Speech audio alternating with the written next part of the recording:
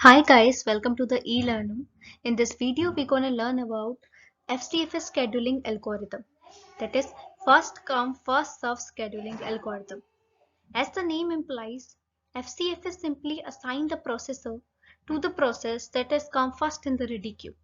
It means जो process ready queue में first आती है, पहले आती है, उसे पहले प्रोसेसर यानी उसे पहले सीपीयू एलोकेट किया जाता है. की कॉन्सेप्ट FCFS में बस इतना ही है कि allocate CPU to the process that come first in the ready queue, यानी कि सीपीयू प्रोसेसेस को उस ऑर्डर में एलोकेट करो जिस ऑर्डर में प्रोसेसेस रेडी क्यू में आ रही है. ठीक है. First come first serve scheduling algorithm को हम फीफो स्केड्यूलिंग एल्गोरिदम भी कहते हैं. Okay, this first in first out, that is the process that is come first in the ready queue allocate the CPU first, and that is also first out, first terminated one. Okay, suppose यहाँ A पहले आई तो A को पहले CPU allocate किया जाएगा, उसके termination के बाद देन B को CPU एलोकेट किया जाएगा. तो जिस ऑर्डर में प्रोसेसेस आएंगी उसी ऑर्डर में उन्हें CPU एलोकेट किया जाएगा. Now understand the working of first come first serve scheduling algorithm. Here we have 5 processes with their arrival time and burst time. Arrival time is basically the time on which the process arrive in the system. मतलब कौन से time पे process हमारे system में arrive हुई हैं, वो arrival time होता है. लेट्स से P1 जो है वो 2 टाइम पे अराइव हुई है सिस्टम पे, सो इसका अराइवल टाइम 2 है. P2 arrive at the 0th time तो उसका अराइवल टाइम 0 है. Okay, now what's the burst time is? Burst time is basically the time up to which process ने सीपीयू को होल्ड करके रख रखा है. जैसे P1 ने 2 यूनिट ऑफ टाइम के लिए सीपीयू को होल्ड करके रखा है तो उसका बर्स्ट टाइम 2 है. P2 ने 1 यूनिट ऑफ टाइम के लिए सीपीयू को होल्ड करके रखा है तो उसका बर्स्ट टाइम 1 है. Just like all of that. Okay, now let's understand the way in which FCFS scheduling algorithm work. We understand it by the means of a Gantt chart. The chart which I draw here is basically what we call Gantt chart. So at 0th moment of time, which process arrive in the system? At 0th moment of time, which process arrive in the system? P2 process arrive in the system. Okay, because P2 का arrival time 0 है. You cannot say ma'am there are 5 process arrive in the system, the first process that arrive is P1. Not, P1 is not the first one to arrive. Okay, the arrival time is here. So P2 process is the first one that arrive first because its arrival time is 0. So I will write P2 over here. So मैंने P2 को CPU allocate कर दिया. अब P2 को CPU allocate कितने देर के लिए होगा? जितना उसका बर्स्ट टाइम है. ओके, जितना उसका बर्स्ट टाइम है उतनी देर के लिए P2 को CPU एलोकेट कर दिया जाएगा. That is 1 unit of time के लिए P2 को CPU एलोकेट कर दिया गया. अब नाउ टाइम 1 पे कोई न्यू प्रोसेस अराइव हुई है सिस्टम में. कोई भी प्रोसेस टाइम 1 के लिए सिस्टम में अराइव नहीं हुई. सो हम वेट करेंगे एंड चेक फिर टाइम 2 में क्या कोई न्यू प्रोसेस अराइव हुई है सिस्टम में. यस, हमारी process P1 and P3 are arriving at time 2 in the system. So time 1 से लेकर टाइम 2 तक के लिए सीपीयू जो था वो खाली बैठा हुआ था, आइडल था, because there is no process that arriving in the system. Okay, now time 2 पे जब दो प्रोसेस सिस्टम में एक साथ अराइव हुई तो अब सीपीयू किसको एलोकेट करे? FCFS तो इस मैकेनिज्म में काम करता है कि जो प्रोसेस सिस्टम में पहले आएगी उसको सीपीयू एलोकेट कर दिया जाएगा. बट अब P1 प्रोसेस और P3 प्रोसेस एक साथ आ गई सिस्टम में तो अब सीपीयू किसे एलोकेट करे?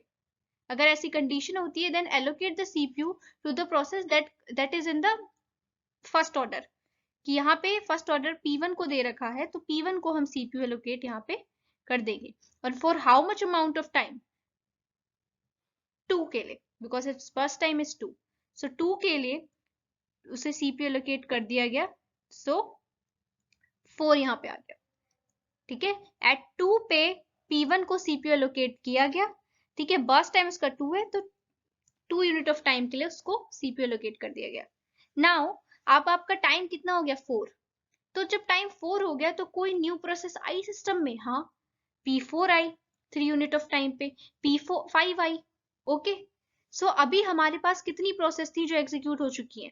ठीक है, P2 एग्जीक्यूट हो चुकी है, ठीक है, P1 एग्जीक्यूट हो चुकी है. Now we have 3 more process remaining in the system, P3, P4 and P5. These 3 are remaining in the system. अब इन तीनों को भी CPU allocate किस ऑर्डर में होगा, जिस ऑर्डर में ये आई है. सबसे पहले कौन सी आई थी, P3 आई थी, तो P3 को CPU allocate कर देंगे उसके बर्स्ट टाइम के लिए. जितना P3 को कितना देर के लिए CPU चाहिए, 3 यूनिट ऑफ टाइम के लिए, तो 4 के बाद 3 यूनिट ऑफ टाइम के लिए से CPU allocate कर देंगे, यानी 7. ठीक है, उसके बाद P4 को allocate कर देंगे CPU. P4 को CPU जब हम allocate करेंगे, कितनी देर के लिए allocate करेंगे, उसका बस टाइम की जितना, दैट इज 5, तो 5 यूनिट ऑफ टाइम के लिए उसको CPU allocate कर दिया जाएगा. तो अब टाइम कितना हो गया, 12. नाउ P5 को अब CPU allocate किया जाएगा कितनी देर के लिए, उसके बर्स्ट टाइम की जितना. Now the time is what, P5 को 4 यूनिट ऑफ टाइम के लिए CPU allocate कर दिया गया, and the time is what, 16. Okay, so this is basically the Gantt chart of FCFS scheduling algorithm. Now let's understand the terms that we call completion time, turnaround time and waiting time, and how we can calculate these, because some universities ask for the question that what is FCFS scheduling algorithm, and tell what's the completion time, how we can calculate the completion time of each and individual process, and calculate the turnaround time, average turnaround time. So in that way I can help you that how can calculate that. So completion time is basically the time at which a process completed, मतलब जब कोई process complete हो गई हो, उसका execution complete हो गया, वो टर्मिनेटेड हो गई हो, तो वो टाइम कंप्लीशन टाइम होता है. सो हम देखते हैं P1 प्रोसेस आपकी कौन से यूनिट ऑफ टाइम पे कंप्लीट हुई. P1 प्रोसेस गैंट चार्ट से देखेंगे कब कंप्लीट हुई, P1 4 यूनिट ऑफ टाइम पे उसका एग्जीक्यूशन कंप्लीट हुआ, तो इसका कंप्लीशन टाइम कितना होगा, 4. Now check for P2. P2 का कंप्लीशन टाइम क्या है, 1 पे कंप्लीट हुई है P2, so it's 1. Now understand P3 का कंप्लीशन टाइम कितना है, P3 का कंप्लीशन टाइम है 7. Okay, because it's and with 7, इसका टर्मिनेशन कब हुआ, 7 पे हुआ. ओके, नाउ अंडरस्टैंड P4 का कंप्लीशन टाइम कितना है. सो P4 का कंप्लीशन टाइम आपका कितना है, 12 पे P4 खत्म हो गई थी. नाउ अंडरस्टैंड P5 का कंप्लीशन टाइम कितना है. सो P5 का कंप्लीशन टाइम कितना है, 16. Okay, so this is basically the completion time. Now understand what's the turnaround time. Turnaround time आपका वो टाइम होता है जितनी देर के लिए आपकी प्रोसेस एग्जीक्यूट हो रही है. ओके, मतलब जब से वो आई है, जब से उसका अराइवल हुआ है, तब से कंप्लीशन तक के बीच में प्रोसेस कितनी देर तक के लिए एग्जीक्यूशन में थी, वो आपका टर्न अराउंड टाइम होता है. Okay, so you can say turn around time is basically completion time minus arrival time. Completion time minus arrival time. Now let's calculate the turnaround time for each and individual process. So turnaround time for P1. P1 का completion time क्या है, 4 minus arrival time 2, so it's 2. Now turnaround time for P2, 1 minus 0, it's 1. 7 minus 2, 4 is 5. 12 minus 3 is basically 9, and 16 minus 4 is 12. So this is basically the turnaround time for each and individual process. Now some university also ask for average turnaround time. For average turnaround time, you just do the sum of all the turnaround time of each and every process and then divided by the number of process. Here the number of process 5, so I divided it by 5. Okay, you can calculate the sum over here. 9 plus 2, 11, 11, 5, 16, 17, 18, 19, and it is here 29 over here. So 29 divided by 5, you can calculate it.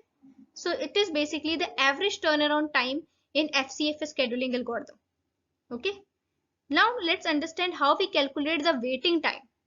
So waiting time is basically the time when the process is waiting for the allocation of CPU.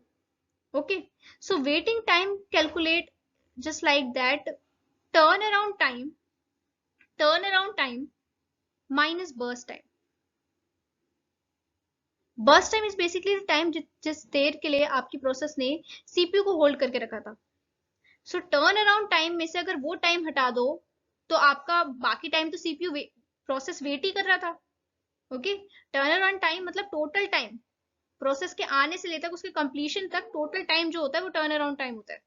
So turn around time में से अगर वो time हटा दो जिस time तक के लिए प्रोसेस के पास सीपीयू था, तो बाकी बचे हुए टाइम के लिए प्रोसेस वेट ही तो कर रहा था सीपीयू के लिए। So that's is waiting time.